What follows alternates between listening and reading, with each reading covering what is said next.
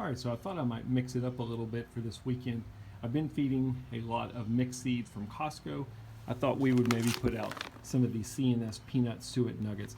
I have fed suet nuggets before. I have a lot of success with these things, especially for the price. I find them to be a little bit cheaper than the cake suets that you can buy, and they're a whole lot easier to feed, and I seem to have a better variety that comes to these nuggets than to the full-size square cakes. I'm going to be feeding them in my Brome Peanut Feeder, which is also the best suet nugget feeder that I've found.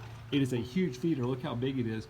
But the birds can only eat from this small section. The rest of this basically moves up and down to keep the bigger birds off. I'm not going to keep any birds off. We're just going to see what all comes to these suet nuggets.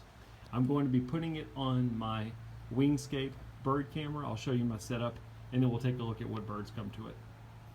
All right, so as I mentioned, here's my setup. I've got a solar panel, 6-volt solar panel running to my WingScape bird camera. And then I've got my bird camera and my feeder on my Erva metal pole. And we've got some suet nuggets in the feeder. We're about 14 inches away from the camera. And we will see if we get any bird action coming to the suet nuggets.